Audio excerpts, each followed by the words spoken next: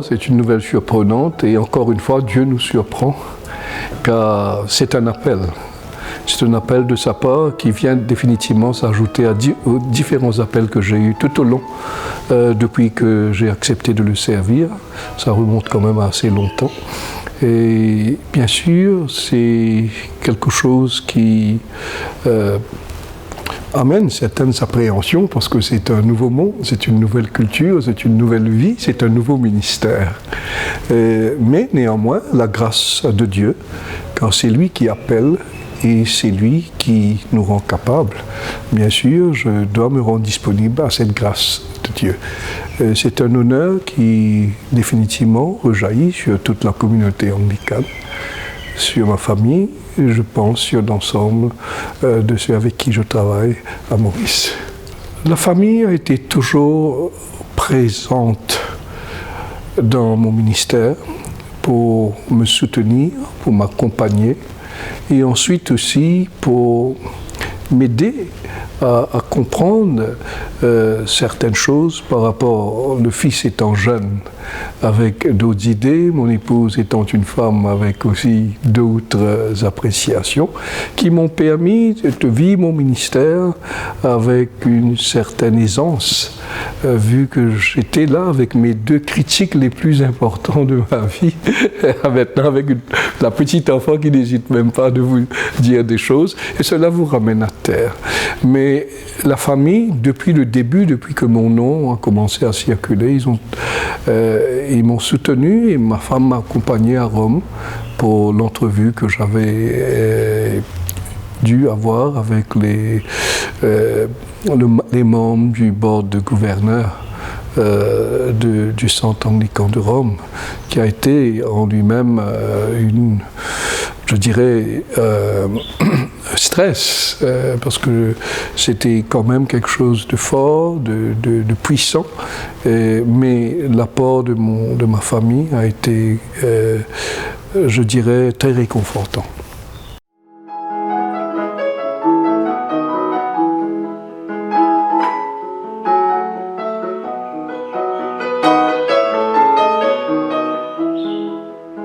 Il y a un psychoanalyste, Stern, qui a décrit Thérèse de Lisieux comme une personne qui était capable d'apporter une conversation de charité.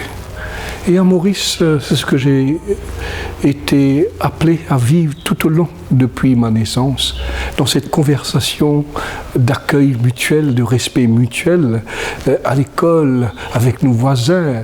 Et nous avions eu cette joie de pouvoir nous côtoyer depuis le début. Alors, comme je l'ai dit, je pense que le Mauricien a beaucoup à offrir au monde parce que nous sommes tombés dans cette matière multiplurielle qui fait de nous ce que nous sommes aujourd'hui. Voyez les repas que nous prenons, c'est un repas cosmopolite. Voyons les façons que nous habillons, mais c'est une conversation de charité qui va continuer à venir de moi dans mes relations que je vais établir ou dans les relations déjà établies entre l'Église anglicane et Rome. Et je dois souligner, ça date depuis plus de 53 ans, ce sont des relations très riches, très épanouissantes.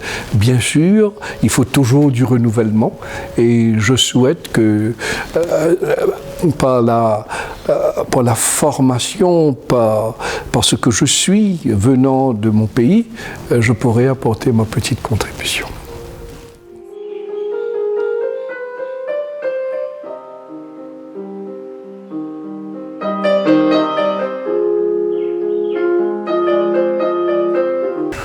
Je ne crois pas que je pourrais utiliser le mot progrès, c'est un cheminement de vie.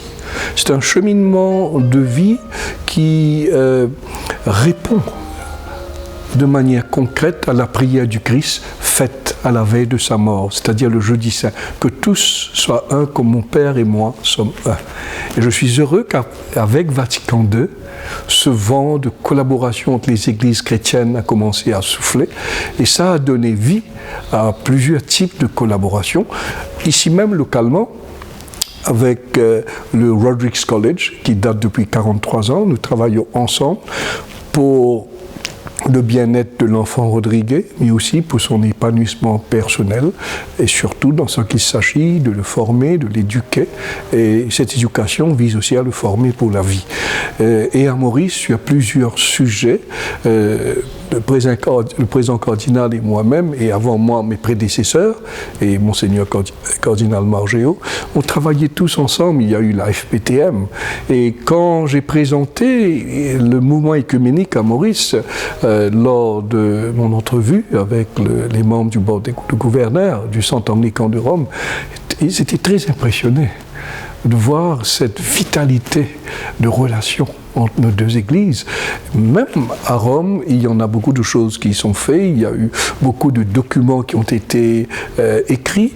Bien sûr, je parlais de conversation de charité un peu plus tôt, et là, je crois que ce qui est important, c'est de pouvoir, non pas faire progresser, mais que ce cheminement puisse rejoindre le désir du Christ.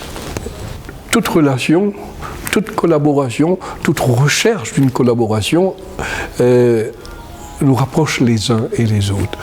Je crois que si on veut parler de progrès, voilà, en 2009, il y a eu la signature de la charte, il y a eu un progrès. Nous sommes sortis d'une conversation ou des petites activités à venir ensemble consolider une approche pour que la collaboration soit beaucoup plus fraternelle, qu'elle ne soit plus éphémère, mais qu'elle porte des fruits qui vont faire honneur et gloire à Dieu. Alors, personnellement, ça m'a permis de pouvoir me débarrasser de mes propres perceptions que très souvent nous avons des autres. Deuxièmement, ça m'a permis de créer des amitiés insoupçonnables, très souvent. Et troisièmement, cette charte nous permet d'être fidèles à la vision du mouvement œcuménique mauricien.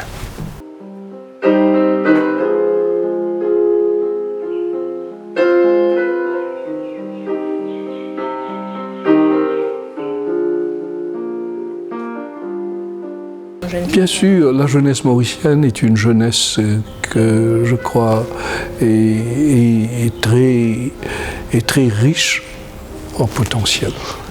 C'est une jeunesse qui est adéquatement formée de par les réalités mauriciennes. Nous avons une éducation, bon, et on ne cesse pas de dire qu'il faut qu'elle s'améliore, mais notre système d'éducation a pu produire des jeunes de qualité. Alors la jeunesse d'aujourd'hui doit être tout d'abord patiente, persévérante, je crois qu'elle est, mais elle doit aussi être capable de faire le pont entre les différentes générations. Elle doit être capable d'être à l'écoute et elle doit être capable aussi de se faire écouter. Et c'est à nous qui incombe cette responsabilité. Mais la jeunesse, je crois, elle ne doit pas se défaire de son potentiel qu'elle a. Et j'encouragerai cette jeunesse d'accepter des rôles et des responsabilités, tant sur le plan social, tant sur le plan religieux, tant sur le plan politique. On a besoin de cette jeunesse.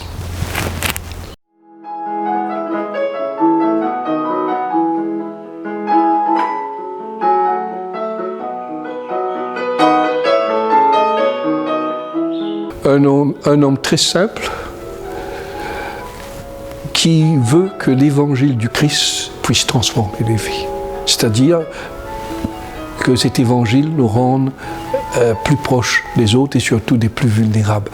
Là, je suis heureux que lors de la nouvelle fonction que je vais occuper, je vais avoir la possibilité de travailler avec certains dicastères, avec la communauté de Saint-Égidio, où le pape lui-même s'investit personnellement. Alors, c'est sa simplicité, sa fidélité à l'évangile et aussi sa confiance en l'être humain. Ce sont des choses qui m'attirent en lui et je suis heureux que Dieu m'ait choisi à pouvoir être un peu à ses côtés à Rome.